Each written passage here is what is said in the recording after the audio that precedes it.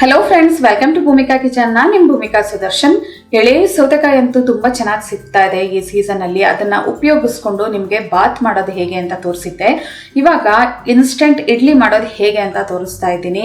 ಫಟಾಫಟ್ ಅಂತ ಒಂದು 20 ರಿಂದ 30 ನಿಮಿಷದ ಒಳಗಡೆನೆ ಈ ಇಡ್ಲಿನ ರೆಡಿ ಮಾಡ್ಕೊಂಡ್ಬಿಡ್ಬೋದು. ಅಕ್ಕಿ ತರಿ ಒಂದು ನೆನೆಸಿಟ್ಕೊಂಡಿದ್ರೆ ಸಾಕು, ಇನ್ನೆಲ್ಲ ಫಾಸ್ಟ್ ಆಗಿ ಬೇಗ ಬೇಗ ಆಗೋಗ್ಬಿಡುತ್ತೆ. ಬನ್ನಿ ಮಾಡೋದು ಹೇಗೆ ಅಂತ ನೋಡ್ಕೊಳ್ಳೋಣ. ಅಕ್ಕಿ ತರಿ ಅಥವಾ ಇಡ್ಲಿ ರವೆ ಯಾವುದಾದ್ರೂ ಪರವಾಗಿಲ್ಲ, ಒಂದು ಅರ್ಧ ಗಂಟೆ ಮಿನಿಮಮ್ ಆದರೂ ನೆನೆಸ್ಬೇಕು. ಇಲ್ಲಾಂದರೆ 1 ರಿಂದ 2 ಗಂಟೆ ನೆನೆಸಿದ್ರು ತುಂಬ ಚೆನ್ನಾಗಿ ಬರುತ್ತೆ. ನೀರಲ್ಲಿ ನೆನೆಸಿಟ್ಕೊಂಡಿದ್ದೀನಿ. ಈ ಕಂಪ್ಲೀಟ್ ನೀರನ್ನ ತೆಗೆದು ಇವಾಗ ಒಂದು ಪಾತ್ರೆ ಒಳಗಡೆ ಹಾಕೊಳ್ತೀನಿ. 1 ಕಪ್ಪು ಇಡ್ಲಿ ರವೆನ ನೋಡಿ ಎಲ್ಲ ಹಿಂಡಿ ನೀರೆಲ್ಲ ಸಂಪೂರ್ಣವಾಗಿ ತಗೊಂಡಿದ್ದೀನಿ. ಇದಕ್ಕೆ 1 ಟೇಬಲ್ ಸ್ಪೂನ್ ಕಡಲೆಬೇಳೆ, 1 ಟೇಬಲ್ ಸ್ಪೂನ್ ಹೆಸರುಬೇಳೆನ ಒಂದು ಅರ್ಧ ಗಂಟೆ ನೆನೆಸಿಟ್ಕೊಂಡಿದ್ದೆ. ಅದು ಎಲ್ಲ ನೀರನ್ನ ತೆಗೆದು ಹಾಕೊಳ್ತಾ ಇದ್ದೀನಿ. ಮೇಯ್ನ್ ಐಟಮು ಸೌತೆಕಾಯಿ ಇಡ್ಲಿಗೆ ಸೌತೆಕಾಯಿ 1 ದಪ್ಪ ಸೈಜ್ ಸೌತೆಕಾಯಿನ ತುರ್ದಿ ಇಟ್ಕೊಂಡಿದ್ದೀನಿ. ಸಿಪ್ಪೆ ಎಲ್ಲ ತೆಗೆದು ನಂತರ ತುರ್ಕೊಂಡಿರೋದು. 1/4 ಕಪ್ಪು ಹಸಿ ತೆಂಗಿನ ತುರಿ, ಹಸಿಮೆಣಸಿನ್ಕಾಯಿ 2, ಶುಂಠಿ ಅರ್ಧ ಇಂಚು ಸಣ್ಣದಾಗಿ ಕಟ್ ಮಾಡ್ಕೊಂಡಿರೋದು, ಮೆಣಸು 1/4 ಟೀ ಸ್ಪೂನ್, ರುಚಿಗೆ ತಕ್ಕಷ್ಟು ಉಪ್ಪು, ಕೊತ್ತಂಬರಿ ಸೊಪ್ಪು 1 ಟೇಬಲ್ ಸ್ಪೂನ್ ಸಣ್ಣದಾಗಿ ಕಟ್ ಮಾಡ್ಕೊಂಡಿರೋದು. ಮೊದಲು ಇದನ್ನೆಲ್ಲ ಮಿಕ್ಸ್ ಮಾಡ್ಕೊಳ್ತೀನಿ. ಮಿಕ್ಸ್ ಮಾಡಿಕೊಂಡು ನಂತರ ಮೊಸರು ಹಾಕೊಳ್ತೀನಿ. ಇದಕ್ಕೆ ಎಲ್ಲ ಚೆನ್ನಾಗಿ ಮಿಕ್ಸ್ ಮಾಡ್ಕೊಂಡಿದ್ದೀನಿ. ಸೌತೆಕಾಯಲ್ಲೇ ಸಾಕಷ್ಟು ನೀರಂಶ ಇರೋದ್ರಿಂದ ಇದಕ್ಕೆ ಒಂಚೂರು ನೀರು ಹಾಕೊಳ್ಳೋದು ಬೇಕಿಲ್ಲ. 1/4 ಕಪ್ ಅಷ್ಟು ಹುಳಿ ಮೊಸರನ್ನ ಹಾಕೊಳ್ಳೋಣ. ನೋಡಿ, ಈ ಥರ ಒಂದ್ಸಲ ಮಿಕ್ಸ್ ಮಾಡಿಕೊಂಡು ನೋಡಿಕೊಂಡು ಮೊಸರು ಎಷ್ಟು ಅವಶ್ಯಕತೆ ಇದೆ ಅಷ್ಟು ಹಾಕೊಂಡ್ರೆ ಸಾಕು. ಮಿನಿಮಮ್ 1/4 ಕಪ್ ಬೇಕಾಗುತ್ತೆ. ನೋಡ್ಬಿಟ್ಟು ನಂತರ ಹಾಕೋಬೇಕು. ಎಲ್ಲ ಚೆನ್ನಾಗಿ ಮಿಕ್ಸ್ ಮಾಡಿಕೊಂಡು ನೋಡಿ ಲೆವೆಲ್ ಮಾಡ್ಕೊಂಡಿದ್ದೀನಿ. ಇದನ್ನು ಹೀಗೆ ನೆನೆಯೋದಕ್ಕೆ ಬಿಡೋಣ. ಇನ್ನೊಂದು ಸ್ವಲ್ಪ ಹೊತ್ತು ನೆನೆತಾ ಅದು ಚೆನ್ನಾಗಿ ನೀರು ಬಿಟ್ಕೊಳ್ಳುತ್ತೆ. ಜೊತೆಗೆ ಆ ರವೆಗೆ ಸೌತೆಕಾಯಿದು ರಸ ಎಲ್ಲ ಚೆನ್ನಾಗಿ ಹಿಡ್ಕೋಬೇಕು. ಒಂದು 10 ನಿಮಿಷ ಲಿಡ್ ಕ್ಲೋಸ್ ಮಾಡಿ ಬಿಟ್ಬಿಡೋಣ.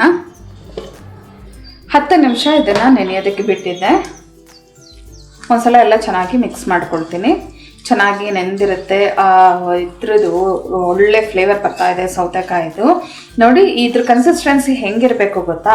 ಇಡ್ಲಿ ಹಿಟ್ಟಿನ ಕನ್ಸಿಸ್ಟೆನ್ಸಿಗೆ ಇರಬೇಕು. ನಾನು ಒಂದು ಚೂರು ನೀರು ಹಾಕಿಲ್ಲ. ಇಲ್ಲಿ ಬರೀ ಸೌತೆಕಾಯಿ ರಸ ಜೊತೆಗೆ ಮೊಸರು 1/4 ಕಪ್ ಅಷ್ಟು ಮೊಸರು ಮೊದಲು ಹಾಕಿದ್ದೆ. ಇನ್ನೊಂದು 1/4 ಕಪ್ಗೂ ಒಂದು ಸ್ವಲ್ಪ ಕಮ್ಮಿ ಹಾಕ್ಕೊಂಡು ಮಿಕ್ಸ್ ಮಾಡ್ಕೊಳ್ತಿದ್ದೀನಿ. ಸೇಮ್ ಇಡ್ಲಿ ಹಿಟ್ಟಿನ ಹದ ಹೇಗಿರುತ್ತೆ ಅಷ್ಟಿದ್ರೆ ಸಾಕು. ನೋಡಿ, ಈ ಕನ್ಸಿಸ್ಟೆನ್ಸಿ ಇರಬೇಕು. ಉಪ್ಪು ಖಾರ ಎಲ್ಲ ಕರೆಕ್ಟ್ ಆಗಿದೆಯಾ ಅಂತ ನೋಡ್ಕೊಳ್ಳಿ. ಇವಾಗ ಇದನ್ನು ಇಡ್ಲಿ ಪ್ಲೇಟ್ಸಲ್ಲಿ ಹಾಕೊಳ್ಳೋಣ. ಇಡ್ಲಿ ಪ್ಲೇಟ್ಗೆ ಮೊದಲು ಎಣ್ಣೆ ಹಾಕಿ ನಂತರ ಇದನ್ನು ಹಾಕೊಳ್ಳೋಣ. ಇಡ್ಲಿ ಪ್ಲೇಟ್ಸ್ಗೆ ಹಿಟ್ಟನ್ನೆಲ್ಲ ಹಾಕೊಂಡಿದ್ದೀನಿ ನೋಡಿ. ಇವಾಗ ಇದನ್ನು ಸ್ಟೀಮಲ್ಲಿ ಬೇಯಿಸ್ಕೊಳ್ಳೋಣ. ಸೇಮ್ ಇಡ್ಲಿ ಬೇಯಿಸ್ಕೊಂಡಂಗೆ ಒಂದು 10 ನಿಮಿಷ ಹೈ ಫ್ಲೇಮಲ್ಲಿ, ಒಂದು 5 ನಿಮಿಷ ಲೋ ಫ್ಲೇಮಲ್ಲಿ ಬೇಯಿಸಿದ್ದೀನಿ. ಈ ಇಡ್ಲಿನ ತಕ್ಷಣ ರಿಮೂವ್ ಮಾಡೋಕ್ಕೆ ಹೋಗ್ಬೇಡಿ. 1 2 ರಿಂದ 3 ನಿಮಿಷ ತೆಗೆದು ಇಟ್ಬಿಟ್ಟು ಓಪನ್ ಮಾಡಿ ನಂತರ ರಿಮೂವ್ ಮಾಡಿ. ನೋಡಿ, ಮುಟ್ಟಿದ್ರೆ ಒಂಚೂರು ಮುಟ್ಟೋಷ್ಟು ಬೆಚ್ಚಗಿದೆ. ಇವಾಗ ಜಸ್ಟ್ ಇದನ್ನು ನಾನು ವಿಜುವಲ್ ಇಂಪೇರ್ಡ್ ಆಗಿರೋದ್ರಿಂದ ಹಿಂಗೆ ಕೈಯಲ್ಲಿ ಹಿಂಗೆ ತಗೊಳ್ತಿದ್ದೀನಿ. ನೀವು ಬೇಕಾದರೆ ಸ್ಪೂನಲ್ಲಿ ತೆಗೀರಿ. ನೋಡಿ, ಹಿಂಗೆ ಎಲ್ಲ ಪ್ಲೇಟ್ಗೆ ಸರ್ವ್ ಮಾಡ್ಕೊಳ್ತೀನಿ. ಕೈನ ಒಂಚೂರು ಒದ್ದೆ ಮಾಡ್ಕೊಳ್ಳಿ, ಆವಾಗ ಅಂಟೋದಿಲ್ಲ.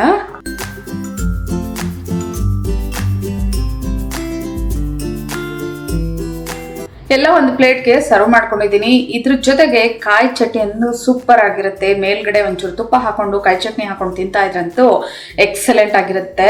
ಅದ್ರ ಫ್ಲೇವರ್ ಹೇಗಿದೆ ಗೊತ್ತಾ? ಆ ಸೌತೆಕಾಯಿದು ಒಳ್ಳೆ ಘಮ ಬರ್ತಾ ಇದೆ. ಟೇಸ್ಟ್ ಅಂತೂ ಉಪ್ಪು ಖಾರ ಎಲ್ಲ ಮೈಲ್ಡ್ ಆಗಿದೆ. ಆ ಸೌತೆಕಾಯಿ ಫ್ಲೇವರ್ ತಿಂತಾ ಇದ್ರೆ ನಾಲ್ಗೆಲಿ ಹಾಗೆ ಉಳಿಯುತ್ತೆ. ಹೆಸರುಬೇಳೆ ಕಡಲೆಬೇಳೆ ಮಧ್ಯ ಬಾಯಿಗೆ ಸಿಗುತ್ತೆ. ಇನ್ನೂ ಅದ್ಭುತವಾಗಿದೆ ರುಚಿ.